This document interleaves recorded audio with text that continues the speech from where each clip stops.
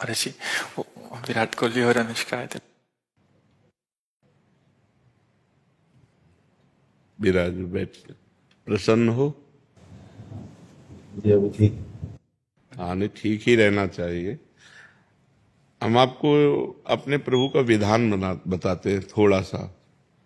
जब प्रभु किसी पर कृपा करते हैं, ये वैभव मिलना कृपा नहीं है, ये पुण्य है।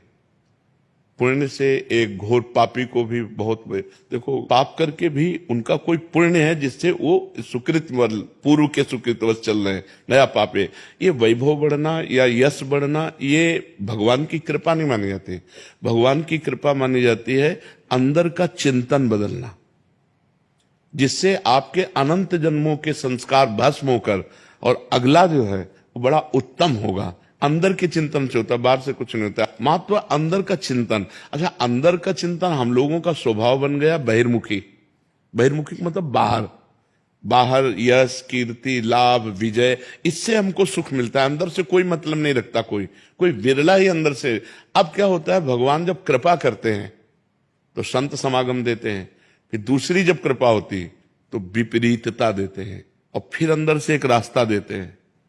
ये मेरा रास्ता है, ये परम शांति का रास्ता है, ये शांति का रास्ता नहीं। भगवान वो रास्ता देते और जीव को अपने पास बुला लेते हैं। बिना प्रतिकूलता के संसार का राग नष्ट नहीं होता। किसी को भी वैराग्य होता है तो संसार की प्रतिकूलता देखकर वैराग्य होता है। सब कुछ हमारे अनुकूल है तो हम आनंदित होकर उसका भोग करते हैं। जब हमारे ऊपर प्रतिकूलता आती है तब ठेस पहुंचती है कि इतना झूठा संसार, तो अंदर से भगवान रास्ता देते हैं। ये सही है।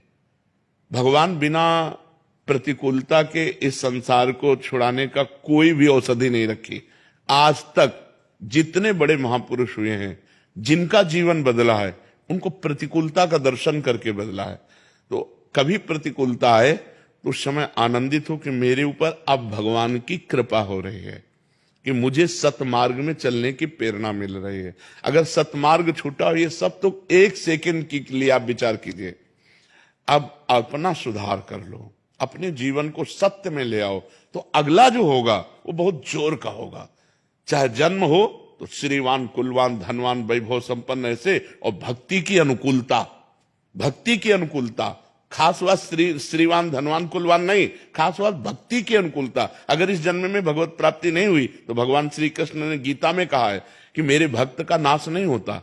मैं कुलवान धनवान श्रीवानों के कुल में जन्म देता हूं और फिर पुनः भक्ति का माहौल देता हूं, और पूर्व का जो भजन छूटा हुआ हो वहीं से उसको।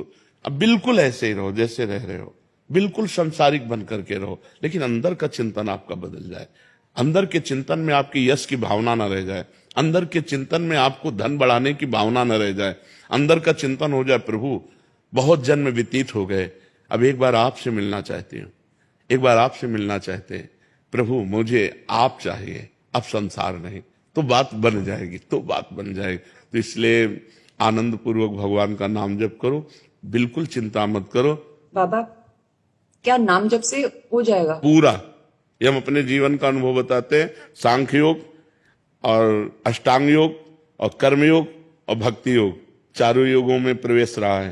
पहले हम सन्यासी रहे 20 वर्ष सन्यासी रहे काशी विश्वनाथ जी।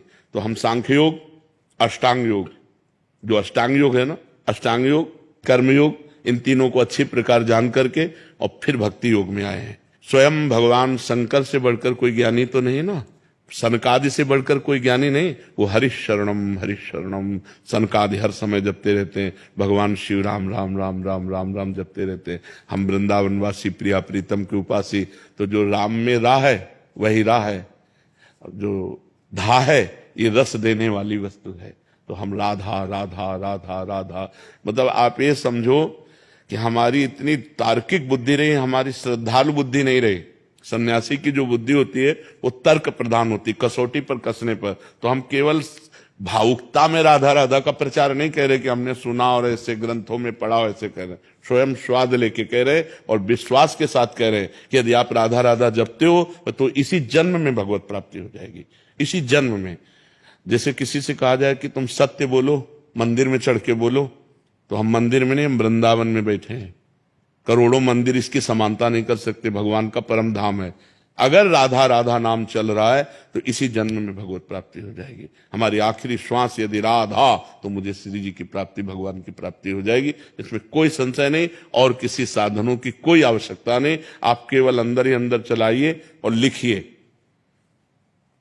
देखो, हम जो कह रहे हैं उसको समझो। बहुत अधिक नाम जपने की हमें चेष्टा नहीं करनी, कम संख्या हो लेकिन मन लगा करके हो।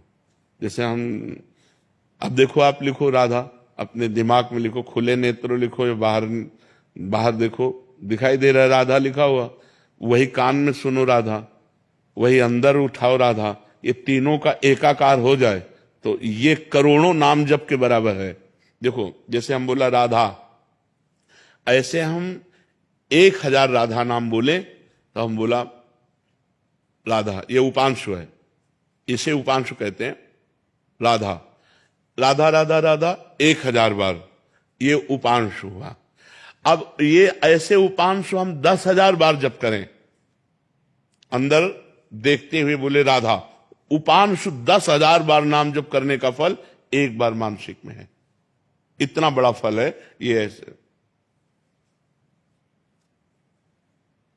राधा राधा राधा चल रहा है, नेत्रों से हम उसे देख रहे हैं, कानों से उसे सुन रहे हैं। आप देखना कि अगर मन भगेगा तो आप लिख नहीं पाओगे राधा नाम, अगर लिख रहे हो तो मन भगेगा नहीं।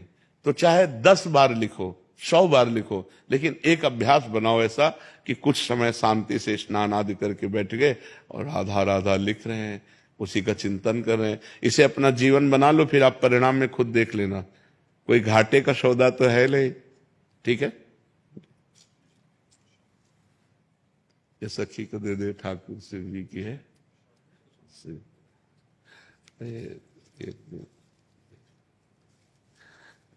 खूब आनंदित रहो, नाम जप करते रहो, प्रसन्न।